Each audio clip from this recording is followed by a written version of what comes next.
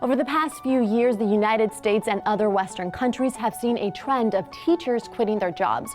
Among their chief complaints is an overwhelming focus on standardized testing and the feeling that their professional opinions are ignored.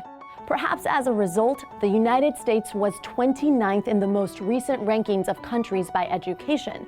So we wanted to know which countries have the best education and what are they doing right.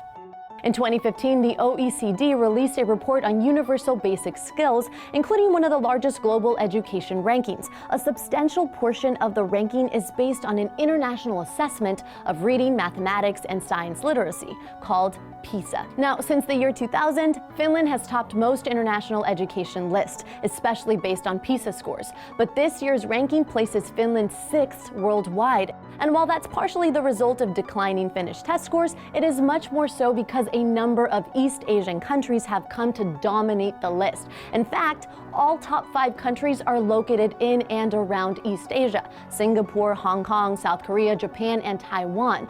And they're all relatively wealthy nations who share similar views on education. Succeeding in school is culturally stressed as a priority and has an enormous impact on future prospects. This leads to intense competition and subsequently higher overall scores. But in contrast to less effective education systems, these top-ranking countries heavily invest in their teachers. For example, #1 ranked Singapore is known for providing bonuses to well-performing teachers and attracts qualified instructors with competitive salaries. And as a number of Asian countries continue to see rapid economic growth, having a strong education system is integral to future economic success. Looking at the far end of education rankings, Ghana had the lowest secondary school enrollment rate of countries surveyed, as well as the lowest PISA scores. The OECD has predicted that if Ghana could meet universal basic skill goals, they could see their GDP rise 38 times higher over the lifetime of a child born today. They also point out that when a nation's population is uneducated, it equates to lost economic output and can lead to a permanent economic recession as a result. Additionally, in countries like the UK, 1 in 5 children finish school without a basic level of education. Similarly, in the US, around 2/3 of 9 and 10-year-olds cannot yet read at their grade level. Some point to an emphasis on repetitive rote learning rather than in actual education.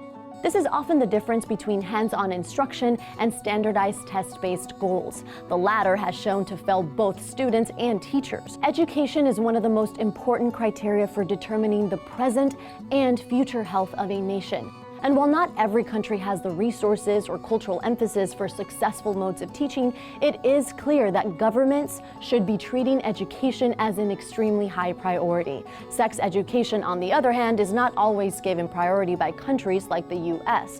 To find out which countries are actually teaching sex education right, check out our video now. Well, Europe's low teen birth rate has been partially attributed to progressive sexual education. One researcher found that in the Netherlands, parents and teachers focus less on the dangers of sex and more on the normal, positive aspects. Thanks for tuning in to TestTube News. Don't forget to subscribe to our channel down below. We'll see you soon, guys.